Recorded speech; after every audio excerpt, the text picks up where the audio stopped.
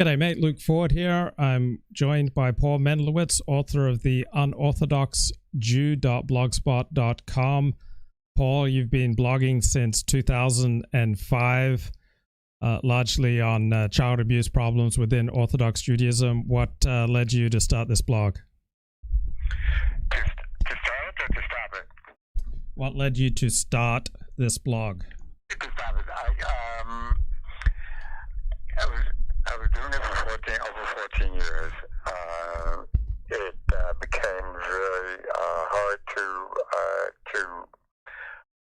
respond to the various different people that were contacting me, and I thought that by taking a hiatus, hopefully other people would step in and fill the gap. Okay, yeah, but why did you start? S-T-A-R-T. Why did you start the blog? I started for the reasons that very simply, I felt Did you start? that there were numerous issues that needed to be addressed in Orthodox Judaism that were not being addressed. And it started off as a personal diary. I didn't really know exactly where it was going to go. But ultimately, when people got wind of that I was writing, that they felt comfortable enough initially as anonymous, and then eventually they were willing to put their names to it. So I did the best I could to try to address the issues that people were very concerned about, but nobody was really addressing it. And which issues were these that you felt that no one else was addressing? Well, the issues were multi-pronged. The issues were that various members of the leadership of Orthodox Judaism had their own agenda. Their agenda did not necessarily always coincide with the agenda of the religious people. So that was one issue. And then that led into an issue that was festering in the Orthodox Jewish world of child abuse. And that was definitely not being addressed, or just the opposite, actually. It was being covered up. And that led people to come forward and talk about their experiences and their issues. And I felt that was something that was an issue that sort of, for me, broke the straw that broke the camel's back, and by the leadership not willing to address it, and worse, covering up for the people that were committing abuse. Okay, so talk a little bit about your background in Orthodox Judaism. Okay, so I grew up in a prominent religious home, Orthodox Jewish home. I went to yeshiva. I graduated college. I received smicha from Yeshiva Turks, and I pride myself in the fact that I was very aware of the goings-on in the religious Orthodox Jewish world.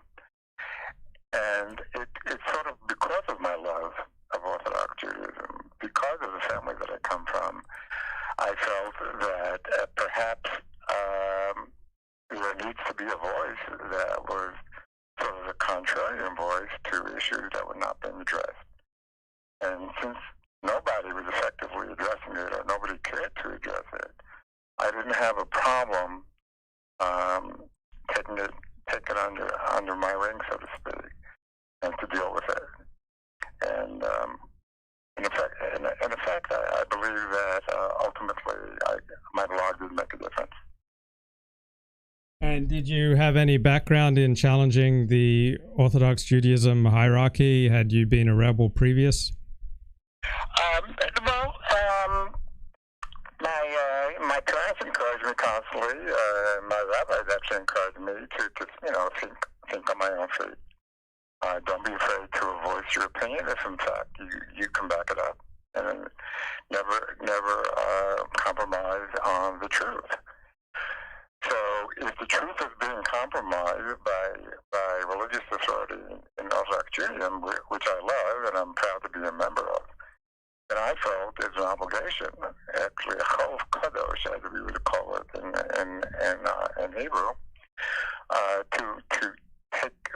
project and deal with it the best way that I knew how. Now, I want to call to your listeners' attention that back in 2005, when all this began, it all started with my offering for the original offenders to come to the Torah, to a Beis Din, and have a Beis Din adjudicate one particular child abuse case. I contacted an attorney, a well-known attorney in clergy abuse issues.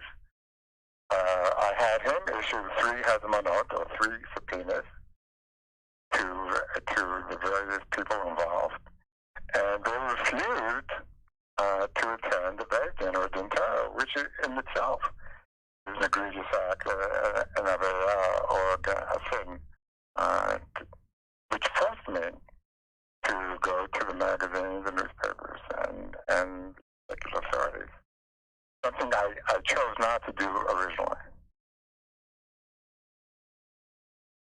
And what would you say have been the most important contributions of your blog?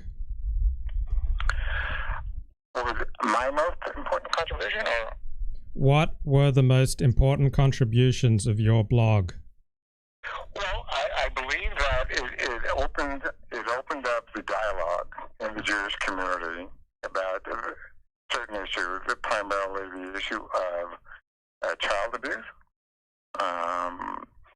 the issue of clergy cover-up of the child abuse, a definite intentional cover-up that they felt, for whatever reason they felt it was that way, that it was not a good idea, so to speak, to air their dirty laundry in public. And it didn't have to be that way if they addressed it in private, but they refused to address it in private as well. So I believe that was probably the single most important contribution that the blog contributed. In 14 and a half years ago, back in 2005, nobody in the establishment was willing to address this issue or talk about it. And I believe the blog contributed to the dialogue and the small steps that are now being taken to deal with what we know is now a universal problem. Not only a Jewish problem or a Catholic problem, but it's a secular problem. It's a Cub Scout and Boy Scout problem. It's a Christian problem. It's a problem that goes on in wherever there are children, whether it's in the secular schools or whether it's in public schools or in private schools. So I think that was an important factor in getting to where we are today, where the issue is being addressed a lot more than it was in the past. So is this one of those issues where lay Jews have taken far more action, really, than the rabbis in this issue? Well, the rabbis, in other words, this is not an offense against all rabbis. There are a lot of good rabbis. I want to make that perfectly clear. I have a great amount of respect for a lot of rabbis. And the people I don't respect are the people that would put their own interests prior or before dealing with the issues that affect the Jewish community. Those are the rabbis that I have issue with. So I want to get that out of the way. I'm ready to start, Luke. I have I come from a family of rabbis.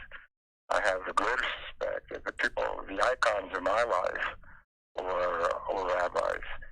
They had a very positive impact on my life.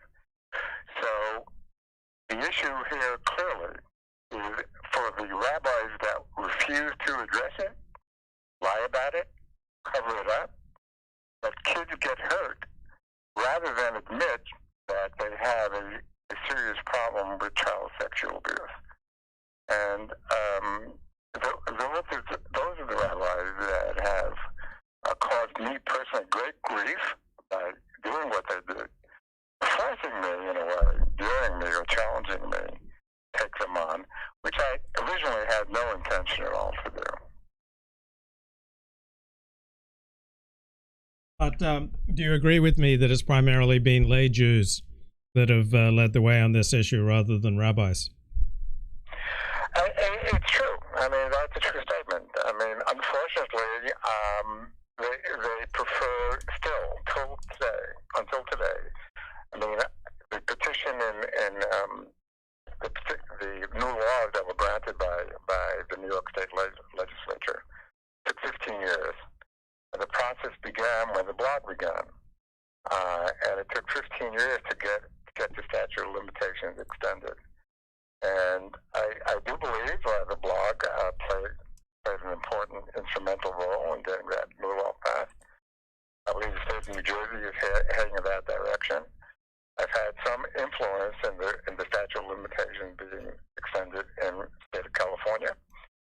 So ultimately, the rabbis are going to be forced to deal with it in a way that they chose initially not to, by getting hit in their pockets. And that perhaps is a lesson that the ones that have committed the abuse and the cover-up of the abuse, and the abuse, some rabbis have committed abuse as well. If they get penalized in a way that they understand, which is paying a heavy fine, maybe even winding up in jail, they probably will address the issue more forcefully than they have in the past.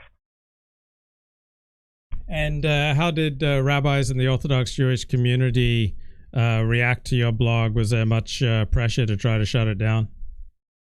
Yeah, they tried to shut it down. The blog was hacked. I say we, in my readership, I consider we, and the anonymous commenters. Yeah, we were hacked 4 times. I had to change addresses, email addresses 4 times. The blog got frozen. I wasn't able to post anything. People were not able to comment on it. So I had 4 different blogspot names along the way. They called a ban on the Unorthodox Jew, and matter of fact, on the kosher filters. The UOJ blog, the Unorthodox Jew blog, cannot get through on the kosher filters. Anybody in a home that has a kosher filter, the Unorthodox Jew blog would not be able to get through that filter. But having said that, people have found a way to contact me and get onto the blog in any case. Yeah, so there were bans, there were calls, if you remember going back 15 years, there were calls to ban blogs, there were calls to ban the internet. And it was by the very organizations that are using now blogs and intranets to promote their gatherings and conventions and dinners and stuff like that. So I believe in a way that my blog was a visionary in terms of where telecommunications was going. And although the example set was, hey, if you have a message to be sent and the establishment is not going to publish it in their newspapers or their magazines, or they're not going to deal with it in their synagogues or yeshivas, then there's an alternate forum to be able to deal with problematic issues that are not willingly being addressed to by the Orthodox rabbinical leadership.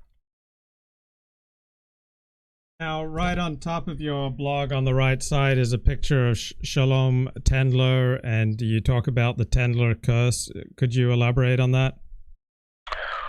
Well, I believe the blog speaks for, the post speaks for itself.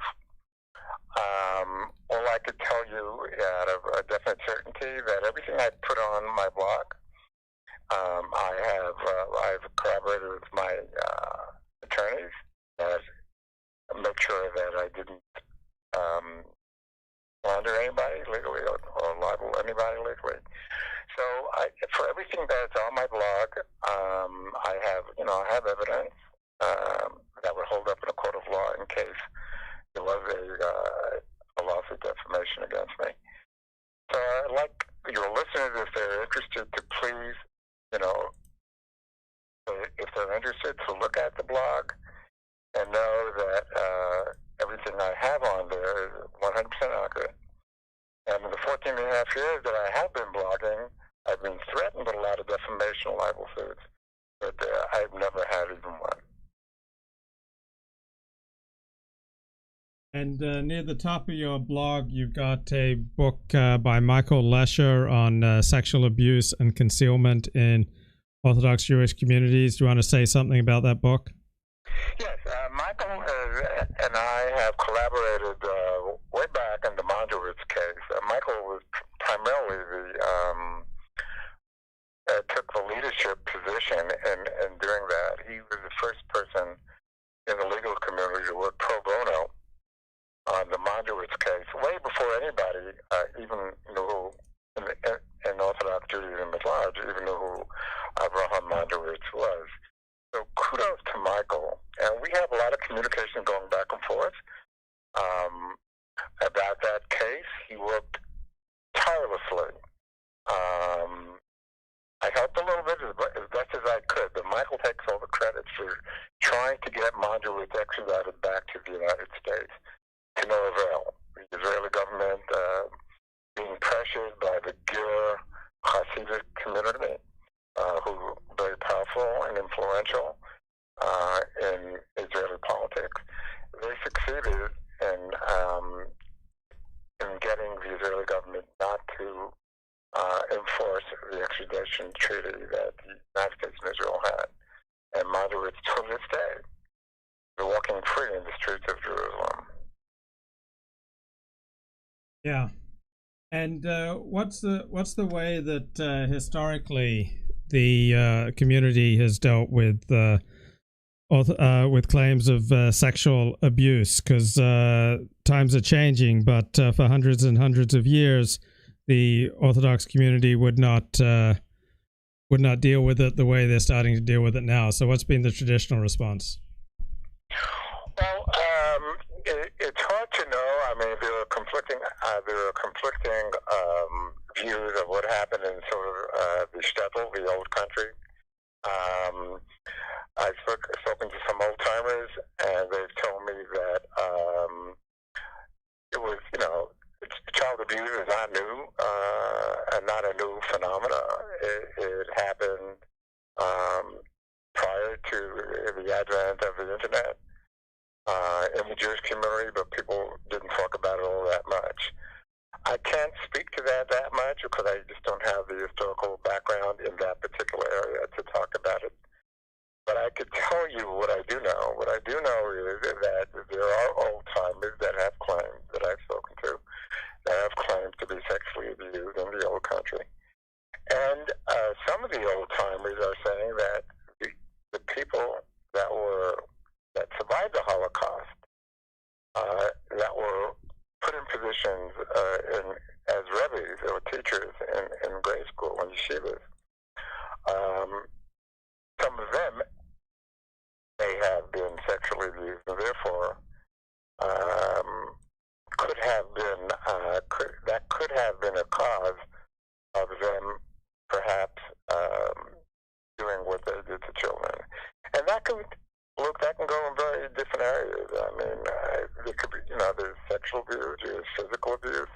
A lot of the original Holocaust rabbis, the people that survived the Holocaust, that spoke only Yiddish, that taught in yeshiva post-World War II, many of them were extremely violent. They taught by the stick. If you didn't have your finger on the place in the chumash or the siddur, they would bang you on your knuckles, or throw things at your head, or hit you with keys, or stuff like that. So it's hard to know exactly. I'm not a psychologist at all. I'm not a professional. It's hard to know how we got here, but I do know that my database consists of thousands of people, literally 3,000 odd people, that in the past 50 years have claimed throughout the yeshiva and Beis Yaakov system they have been sexually abused by their teachers. So that's a lot of kids. That's a lot of kids. Now, I haven't been able to verify, and most of them are not willing to give me their names. But there have been a lot of children that have been hurt by this plague.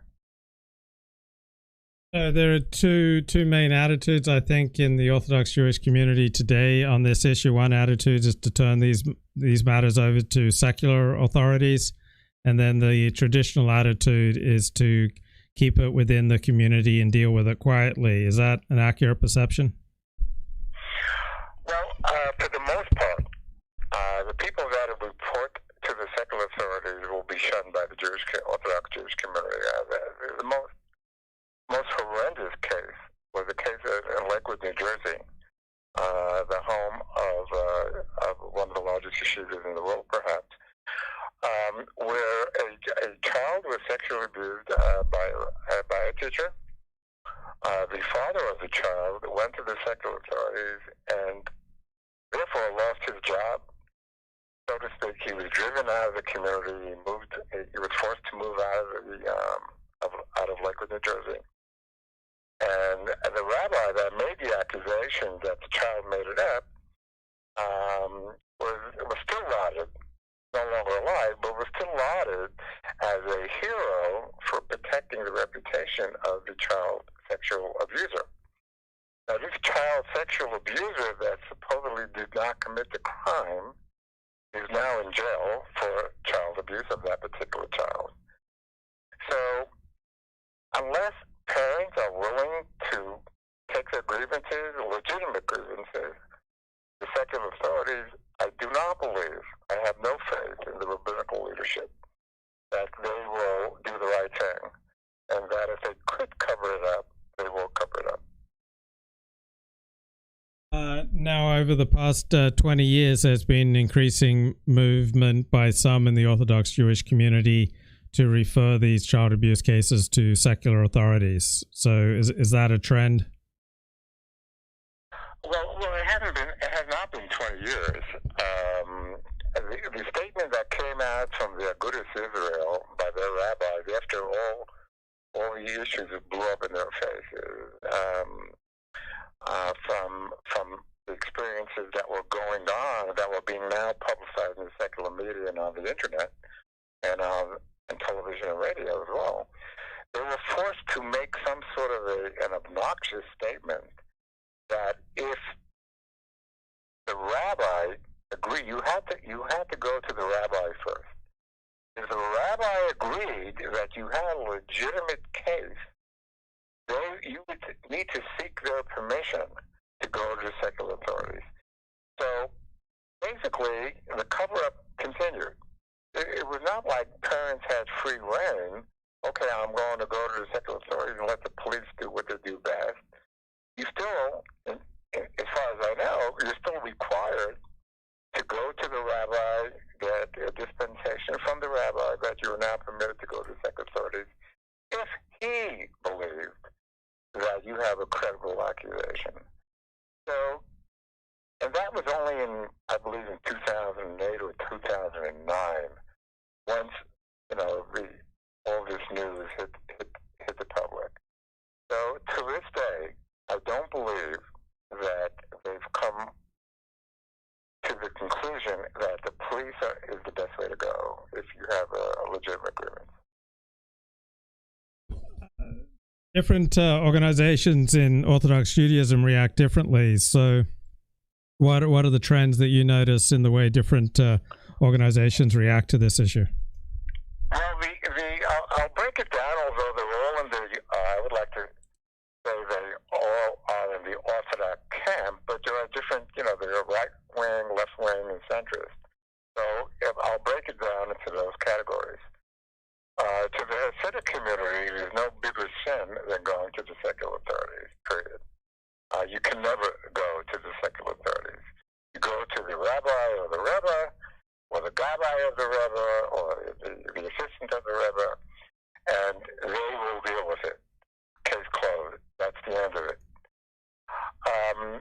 To the left of them, it's not left at all, I would say, but it is to the left of them, what I would call the Haredim, the yeshiva community.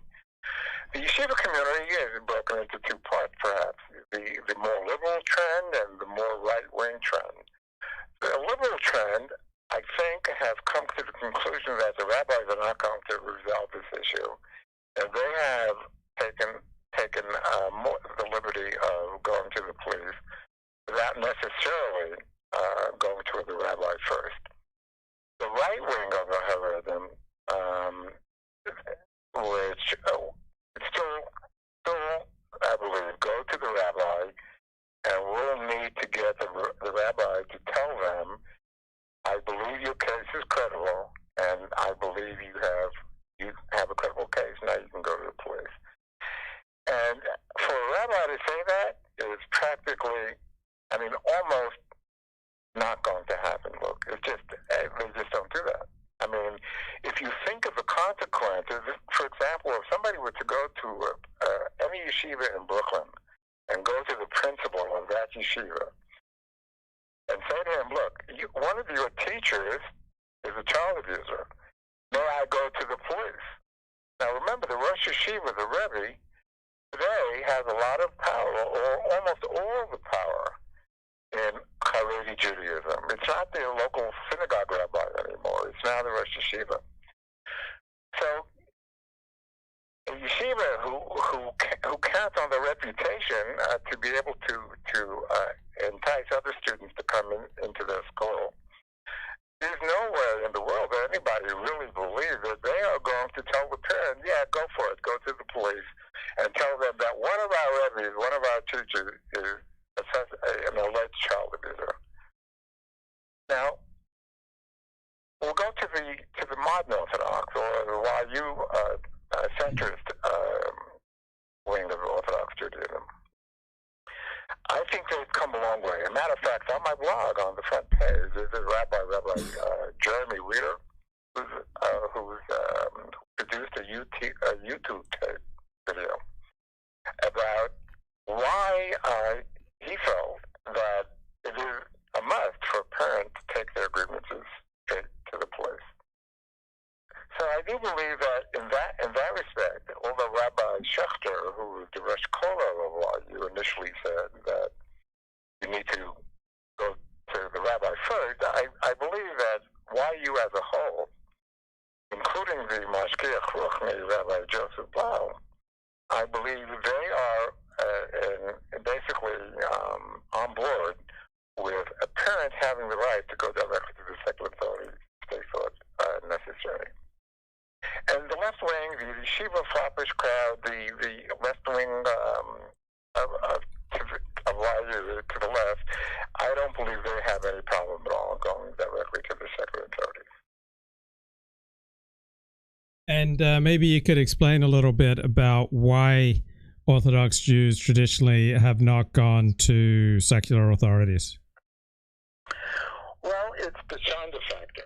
And Michael Luscher in his book talks about it, Shonda Abuse, and that's the title of his book, which is an excellent book, by the way.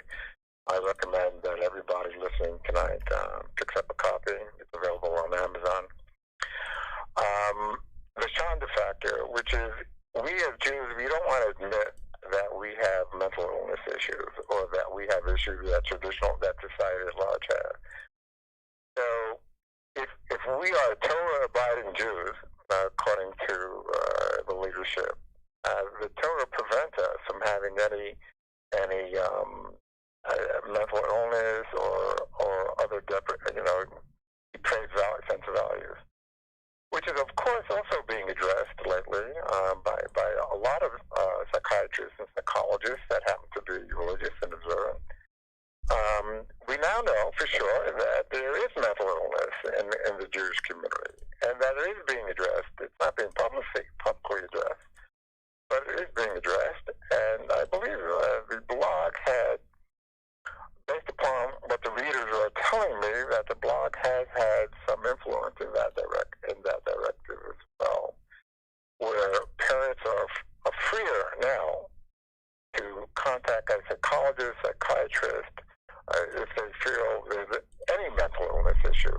If their child has been abused, may not have been abused, or the child is acting strangely or differently than they used to, I believe parents are now more agreeable that they have no problem or less of a problem of seeking professional help. Yeah. And who are some of the people who are doing the most important work in this area? I believe on a professional level, I would highly recommend Dr. Michael Michael Solomon. He's located in the 510, I think, the Woodmere or the Lawrence area. He's done a yeoman's job of writing about it, talking about it, and dealing with this issue. I highly recommend people that have any issues or suspect that there are issues to contact Dr. Michael Solomon. My friend Shmuley Rosenberg publicized it before he closed down his blog. He was a very instrumental in getting this issue to the forefront of the Jewish community. Right now, the Jewish Community Watch, I believe they're doing a pretty good job, and I would recommend anybody that has any issues, suspect any issues, to contact Mayor Sewald, S-E-W-A-L-D, at the Jewish Community Watch. I think he's doing a pretty good job as well. And Shmuley Rosenberg's an interesting story because pretty much everyone on this beat, they burn out. So he sold his blog. People get very tired when they report on this issue year in, year out. I missed that last thing, Luke. I said people get very tired reporting on this issue year in, year out. Shmuley Rosenberg. True. Yeah. That is true. You're absolutely correct, and it took a toll on me as well. It got really hard to open up your email every morning and to see the amount of tears or troubles that the Jewish community is experiencing in this area and many other areas. So yes, it does take its toll, and I basically was a referral service in the last year or two because I basically didn't know what else to do. I put up another post about it, publicized another post about it.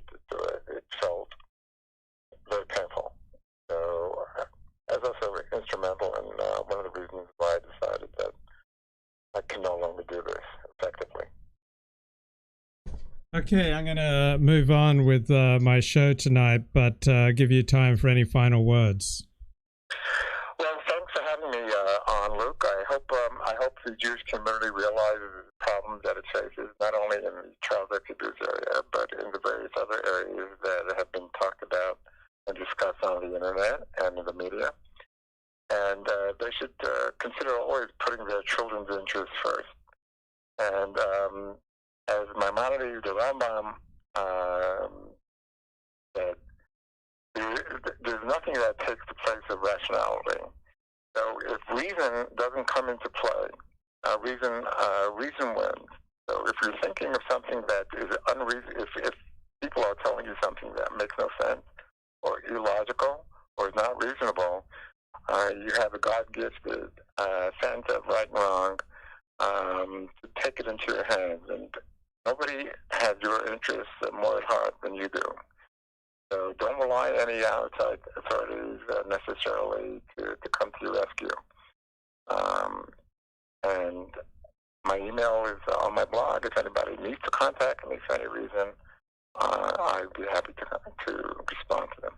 Great, thank you. That's Paul Mendelowitz of the unorthodoxjew.blogspot.com, and I've also linked his blog in the video description. So thank you so much, Paul, for taking the time to talk to us. I want to go to a particular video that you recommended. This is Rabbi Jeremy Weider of Rosh Yeshiva of Yeshiva University here, speaking on the issue of child abuse.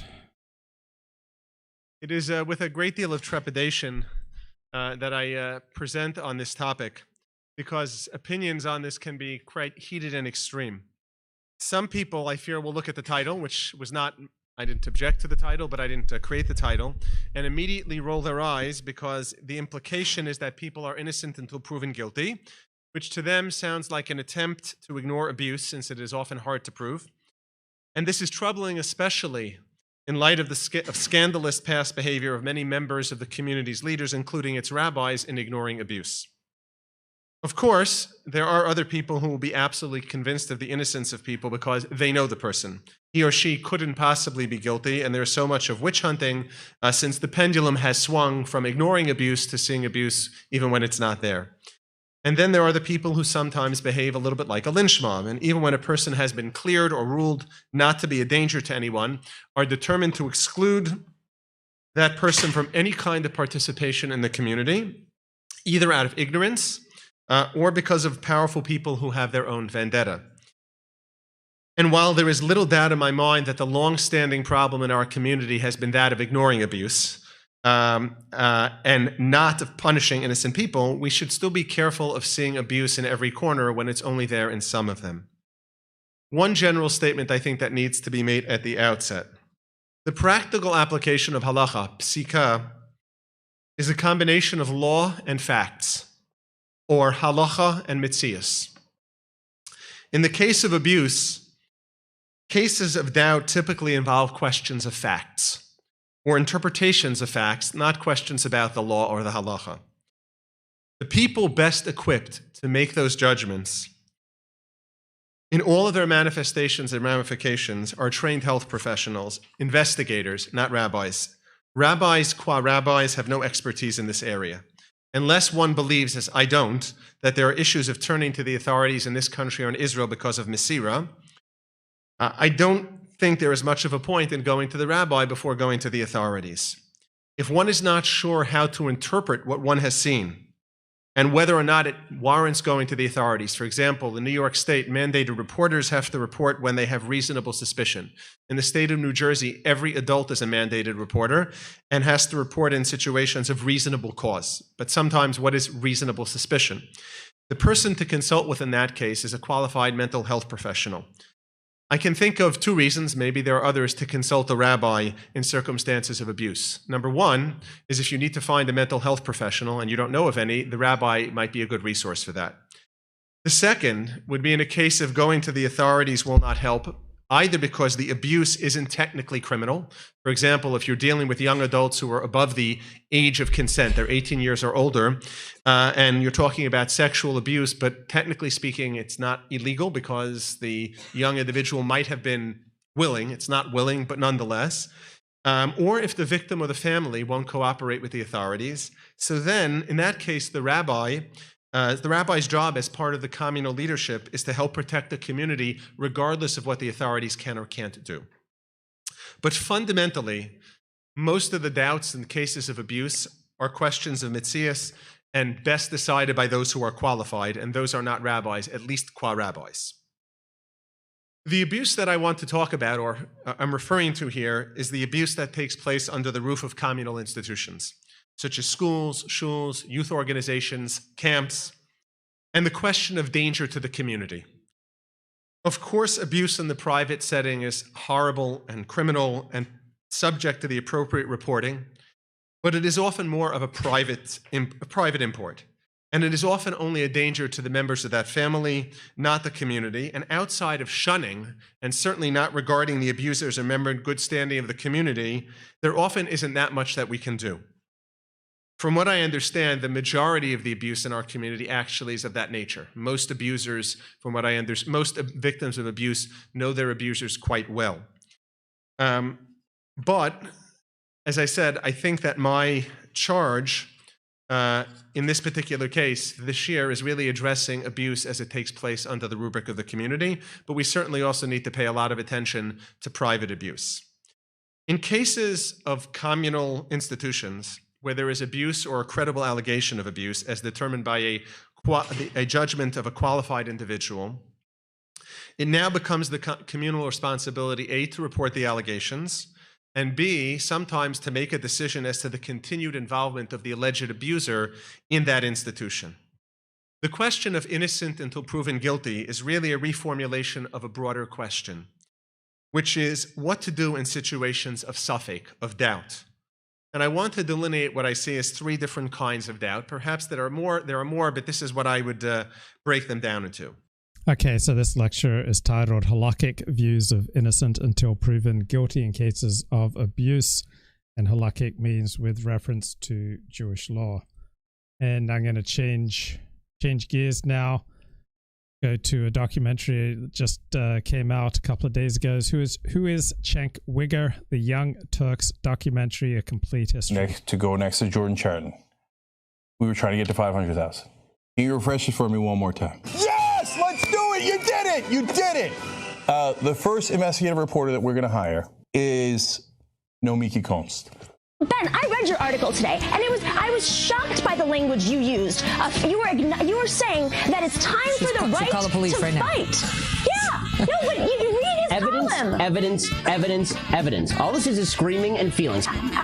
I see what Dana's doing here. She's taking an anecdote. You know, the reality here is no, it's data. It's not real data. It's an anecdote from the data. The reality here No, it's actually Cook County statistics. I'm not going to let you brush this off with your lack of education on the topic. These things are not for the people who are doing it to determine. It is for those who feel hurt. If you feel hurt, that's fantastic. I think people need to pay attention to defensive gun use, because it vastly outweighs criminal usage. But that's not what gun controlists want to focus on. Yeah, we do. The CDC report commissioned by Barack Obama in 2013. Okay. Not only that, but FBI uniform crime reports in my book, Hands Off My Gun. Thanks, Megan. I'll tell you what, if I'm in trouble, I hope Dana Lash is next to me. That's all I can. We're way too strong.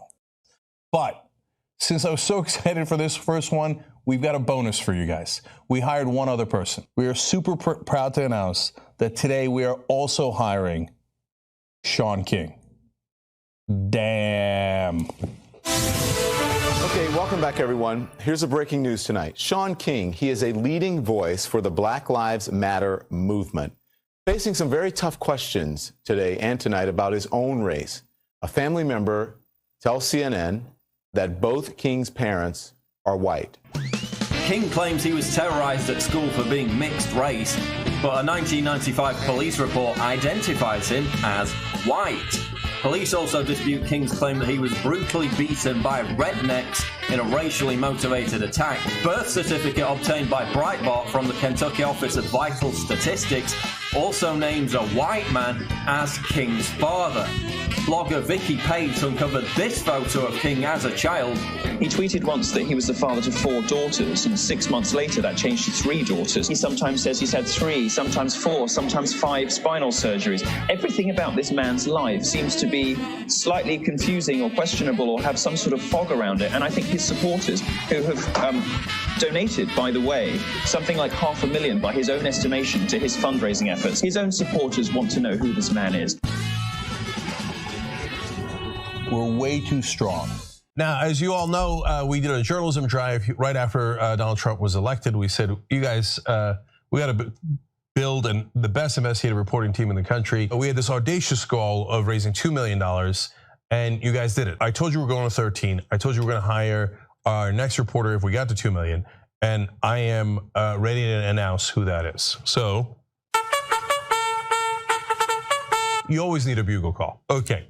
It's Andrew Jones. I can't wait to see what Andrew is going to do, and all of our reporters, thanks to you guys. I came forward about the racial discrimination that I unfortunately dealt with at the Young Turks. My time at the Young Turks was both humiliating and unfortunate. When I went to Jink for help, he responded by telling me his old boss would tell me to shut the f*** up and I should just deal with it. He also told me complaining about my discrimination complaints was something amounting to a fireable offense. I filed a complaint with the New York State Division of Human Rights. Their head of HR, Dave Kohler, wrote about black people in old blog posts, quote, "Poor black people sweating in the sun." Cenk Uygur also said this about Native Americans in those old blog posts, quote, "Those redskins show up everywhere, there's a buck to be made." And both Cenk and David Kohler joined themselves in shooting bottle rockets at the Martin Luther King Memorial. And according to an ex-employee, this $2 million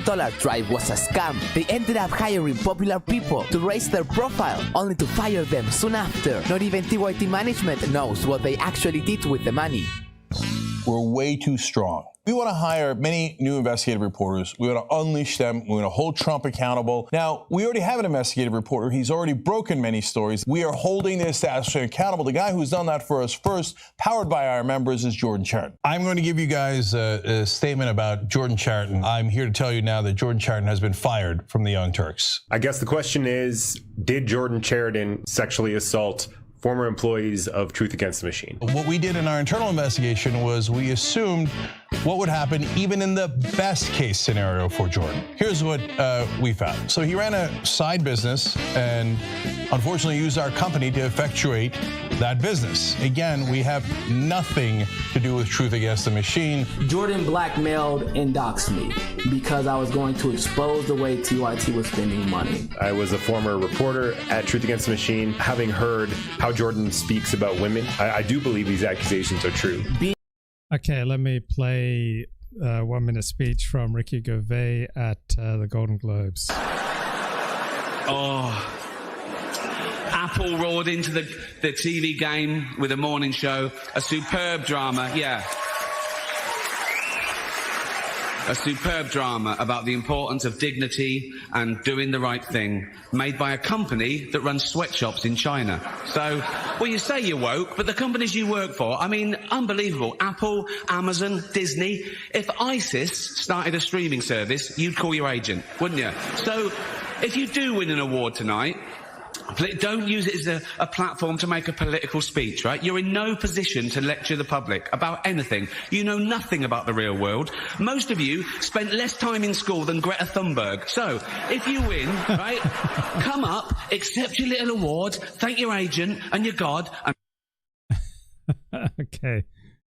So, it's already 3 hours long.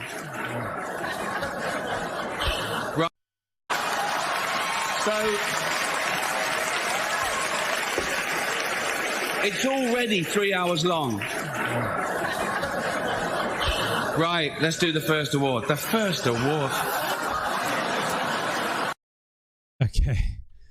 All right, back to who's Cenk Uygur, the Young Turks documentary. Being Jordan's friend and his former employee, that personality-wise, 98% of what she said was true. Anytime somebody calls Jordan out on his misogyny, or anytime they won't have sex with him, you get fired. Other people that left Tatum, he would threaten them with lawsuits. On Saturday, I did a live stream delaying this interview with Carly Hammond.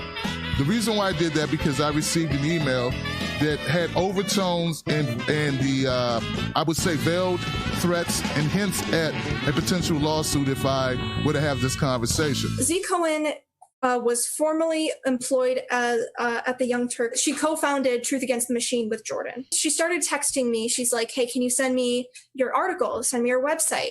And she's like, I really like your writing. Let me tell you about Truth Against the Machine. Chelsea and Jordan actually had sex in the shower when I was doing research in the room. And they also had told me beforehand, you know, Carly, this is the last night that we're going to be in town. And when it's the last night, you know, everybody gets drunk. I thought Jordan said that only a couple beers. If you want to substantiate the claims that there were just a couple of beers, well, how about you show me the TYT credit card bill from that night? He and Ty talked about maxing out the credit card a couple times, and they had to like call Jenkin and get it fixed. I was like pissed drunk, and what that was like their goal. So Chelsea is on top of me at this point and she is kissing me. And I'm like, when it comes back into my head, it's like, no, just no, like, no, I don't want this to be happening right now. At that time, Chelsea starts like yelling at Jordan to wake up. She said, you're missing it. You're missing this. And she literally like starts hitting him. I hear her hitting him. I don't see anything because I literally have my eyes covered with my hands. So I could just feel him touching me, starting to touch me. He put his fingers inside me and he performed oral sex on me. Okay. He tried to kiss me everywhere. Okay. He tried to pull my hands apart from my face. And Chelsea and Ty started just blatantly like having sex in the same bed. And I sort of took my foot and pushed his face away. And I turn over on my side and I curl up into a ball and I'm crying. So without going into what happened or did not happen in those rooms, for a manager to bring in women into his room and according to his own admissions, not only internally, but in posts that he then put publicly, have sexual relations with them is not acceptable. I believe in second chances. And so I hope and believe that he can learn from these, what I consider to be mistakes. And I don't want people writing him off forever. To defend himself, Jordan wrote this blog on Medium, where he did confirm the orgy did happen, but said it was okay, because they only had a few beers. We only had like 2 beers. That's all we had, like 2 beers. This big old orgy's about to happen in the pool, because they only had 2 beers. My sexcapade orgy that only resulted from 2 beers. Everybody ended up naked because we only had 2 beers. Get the fuck out of here! When he said that, we only had 2 beers. Y'all all should have left. He guilty. He is guilty as sin. I would. That's the first. I'm like, bro, you gonna sit here and tell me with a straight ass face that you only had 2 beers, Jordan? Come on, bro. I know for a fact that he's had other victims. I know for a fact that he told somebody that he can't be with them because she was Muslim. I've had people tell like she couldn't, like that's why they couldn't be together. I could never have kids with a Muslim. In my opinion, Palestine isn't a country. There is no such thing as Palestinian people. He said this.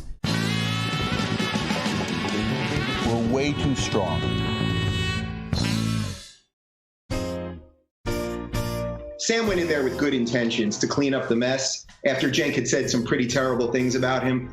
And it was just such an epic 3-hour bludgeoning of stupidity, and watching someone who intellectually couldn't tie Sam's shoes trying to pretend that he was smart. And he sort of admitted he had never even read any of Sam's books, and he didn't accept what probability theory was at one point, and just endless shit and garbage. And I was like, all right, I don't want to work here anymore. It really was that simple.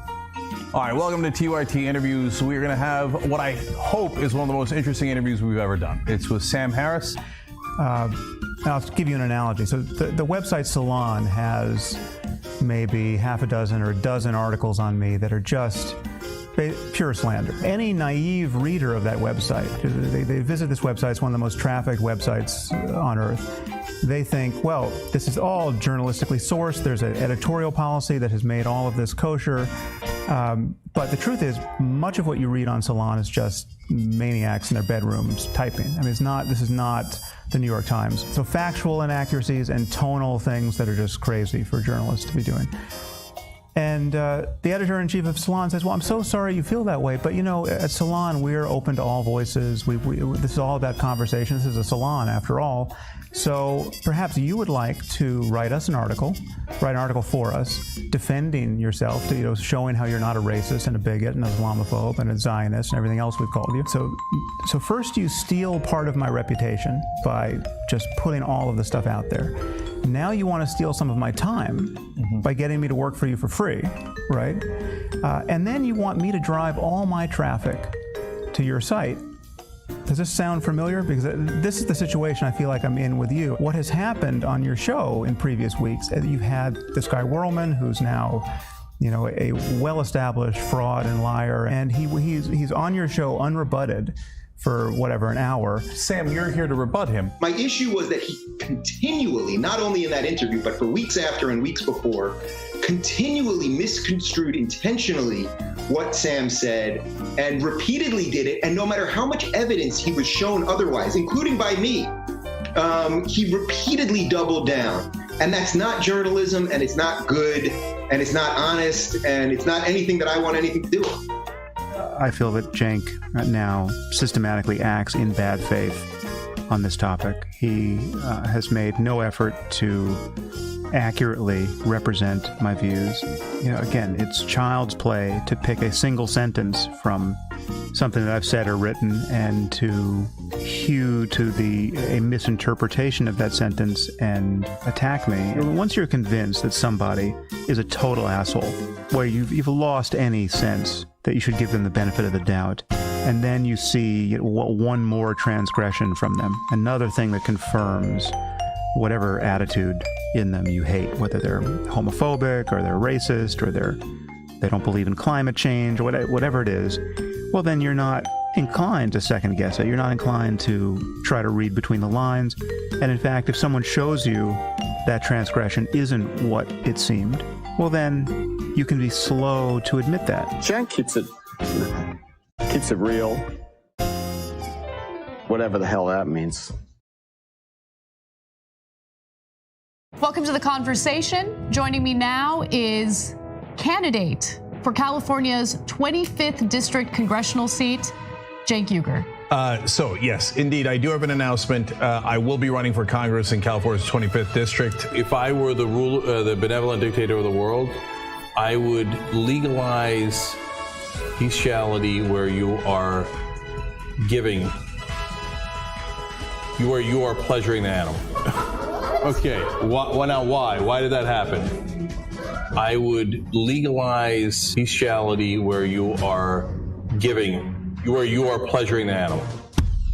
Cenk Uygur. He's not just left, he's crazy left. How crazy? It's more than supporting bestiality. Uygur is so crazy, AOC fired Uygur from her super PAC. Legal bestiality, that's nuts. That's Cenk Uygur. Too crazy, too radical, even for California. Drain the DC Swamp PAC is responsible for the contents of this message. It's because once you go horse, you can't go back. Right. Dennis, let me ask you, this is a question I ask all the girls who that are recently in school. Have you had a lesbian experience? This is awkward. The Armenians had returned to Turkey entirely fat and unmassacred. And I remember writing that in an editorial or something like that. Bernie Sanders is now retracting his endorsement of California congressional candidate Cenk Uygur just hours after offering it to him. The Young Turks and Cenk Uygur inspired terrorism.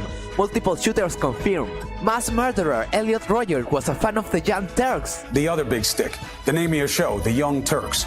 There is a suggestion that until very recently, you didn't believe in the Armenian genocide, and that the name of the show suggests where you are on it. Is it true that I was wrong about that again earlier in my life? Yes. Because I grew up Turkish and I only heard one side of the story. Why didn't you change the name of the show? So the name of the show has absolutely nothing to do with it. My two co-founders are Jewish. In this country, what have white right-wingers done forever? Go take other people's property, right? So if you're a Native American, well, and you're in our way, we're going to murder you and we're going to take your stuff, okay? We're going to take your land, and we're going to call that manifest destiny, okay? Christopher Columbus came in, raped all of the natives, and then murdered them. But with Orthodox Muslims and Jews, and they do the whole get up, and then they have their kids do the whole get up, I want to help those kids. I want to tell the kids, run for your life. But I feel bad that they are teaching them this stuff that's just Looney Tunes. I remember I got into a conversation with Michael Sarkonis a long, long time ago. And it was on Huffington Post. And then he went to crying home to mommy. He called Ariana Huffington and he's like, Cenk threatened me. I'm so scared. You know why we had gotten into the conflict? Because he was talking about the pussification of America. Wait, who's the pussy now? Okay? And I look at the mirror and I think, God damn it. I am one fat mother F. You know what? That's it. I'm fat. That's it. I'm fat. Okay? And I'm just going to go ahead and live with that.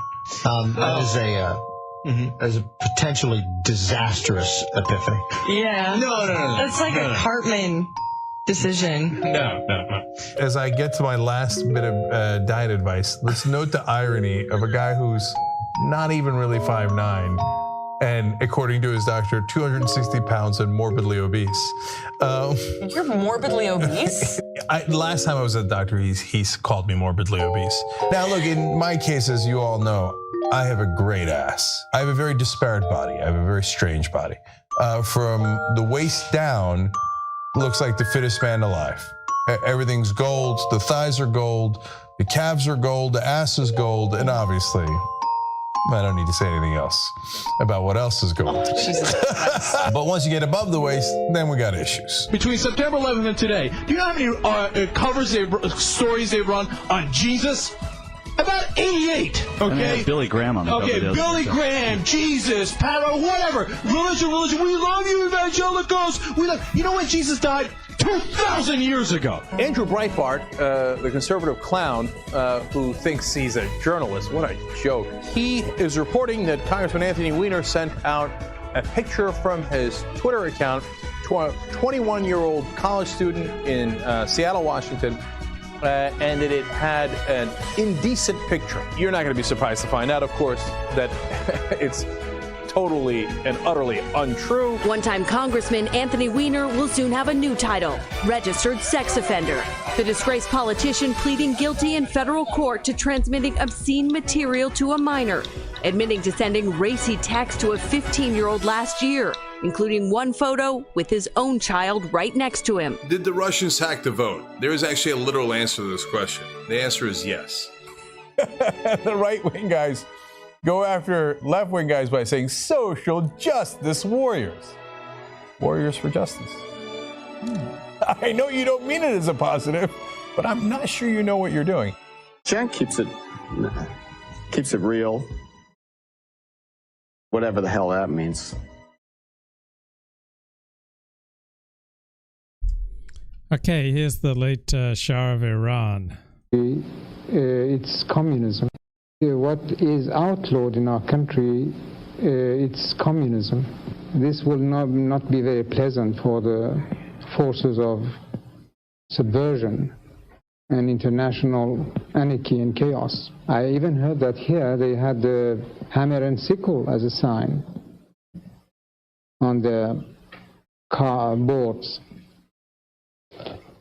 And we have many informations relating them to international organizations, no doubt. So if you advocate communism, that in itself is a crime. That's illegal. That's illegal. Surely, Your Majesty, you're not telling me that the Jewish lobby in the United States pulls the strings of the presidency? Not entirely, but I think even a little too much, even for Israel interests. You think the Jewish lobby in the United States is too powerful for the interests of Israel? I think so.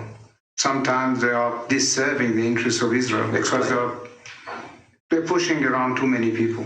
Why would the President of the United States pay attention to that lobby? They are strong. Strong in what sense? They are controlling many things. Controlling what? Newspapers, medias, Your Majesty, banks, finances. Nobody could invade us without being forced to crush us, because we are not going to surrender. What excuse will you have to come to these oil-producing countries? It will be barbaric, without any precedent in the world, the worst imperialistic movement that the world had ever known. How could you do that? Are you aware of a CIA psychological profile about you, sir? No, I must admit that it's the first time I hear that. Led by the mullahs, the Muslim priests, the crowds assembled and then choked the center of the city. The struggle in Iran against the Shah is now very intense. Okay, guys, that will do it for tonight.